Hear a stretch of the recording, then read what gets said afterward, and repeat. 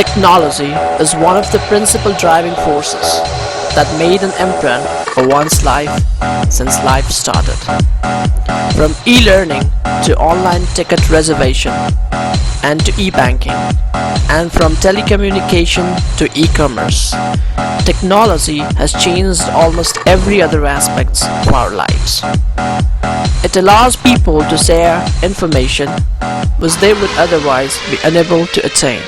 The question is that, in going from mainframe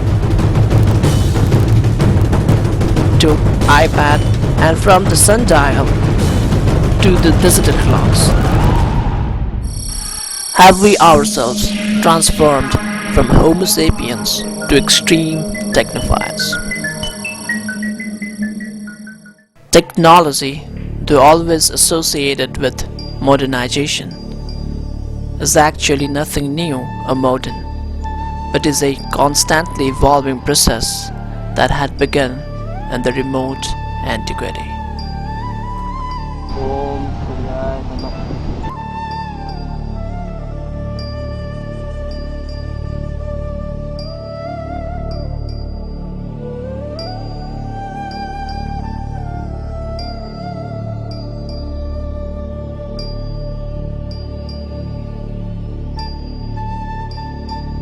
In ancient period, men started devising ways of simplifying his work and calculations, which led to the rise of technology. But that was just the beginning.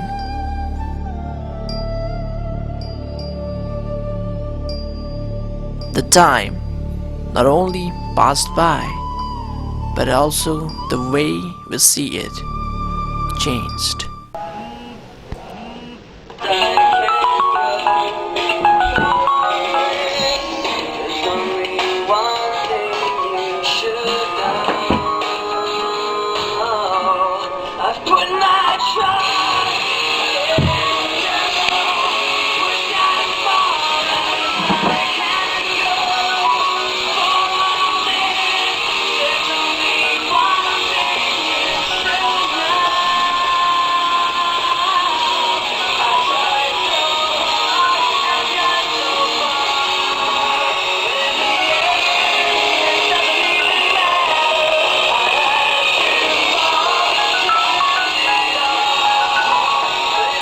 Humanity is acquiring all the right technology for all the wrong reasons. It always finds itself entangled with the unseen trap of technology.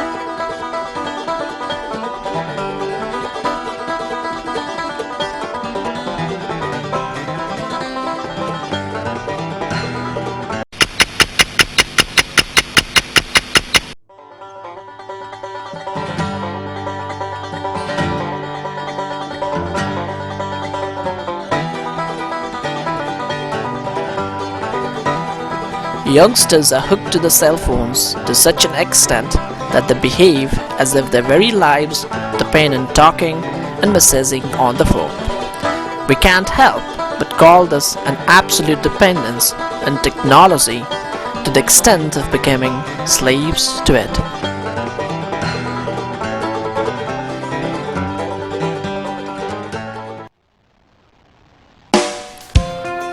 The other face of technology is the evolution of digital games.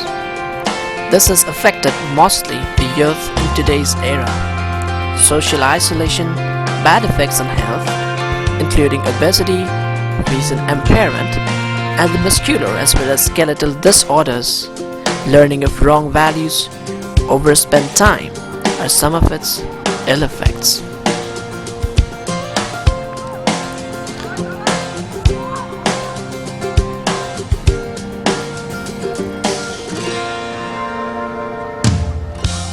Engrossed with the high speed of virtual world of gaming, people often tend to forget the true speed of the real world.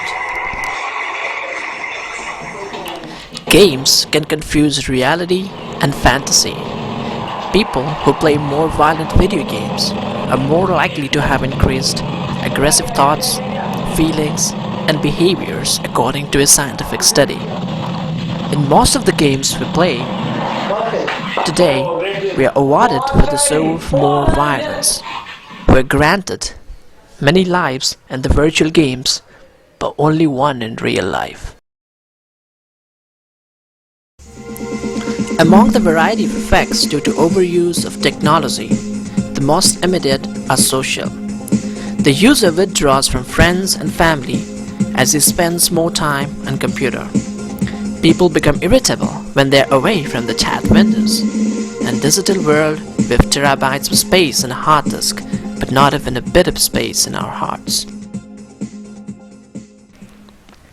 These days, we find ourselves in comfort zone to solve any mathematical problems using digitally built-up tools rather than using our grey matter and creativity.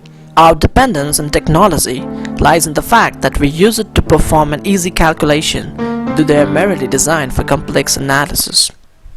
We today are so much engrossed in the World Wide Web of technology that from virtual gaming to social networking and then to deafening music, we have made it almost impossible for ourselves to live without it. Imagine the scenario wherein on a particular day, every piece of technology that we so conveniently depend on fails to work. Would we be able to run through such a day like any other day, or would it actually affect us? Is there any possibility that we can re-socialize ourselves, or if we can erase the memory of the comfort zone when best felt in the digital world? This is high time. We must think.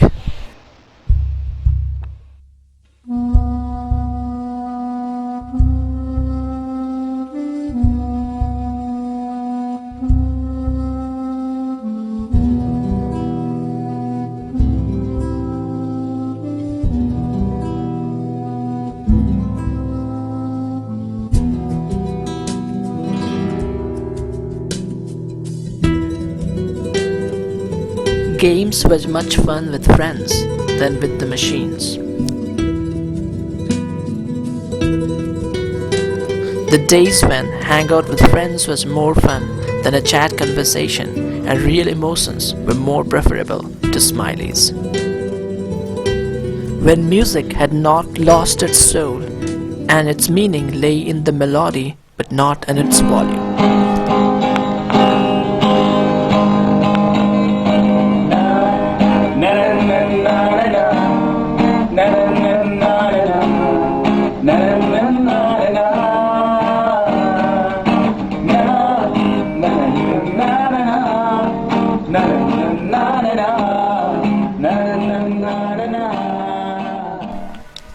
But this thought is like a gust of wind, a spark of lightning.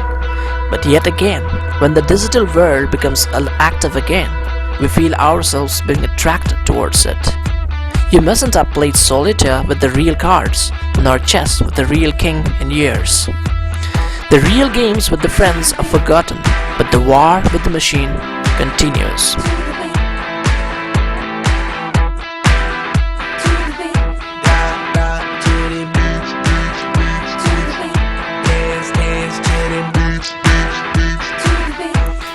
You must have hundreds of friends in your social web account, but not even a single best friend in your real life.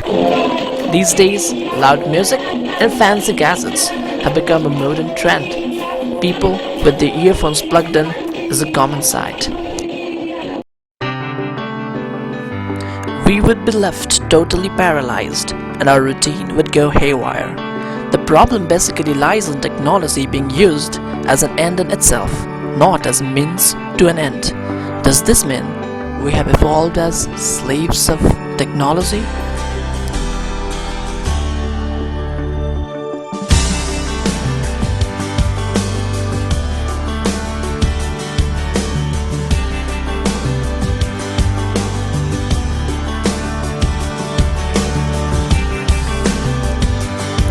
But let us not criticize the use of technology too much. After all, the making of this documentary would not have been possible without it.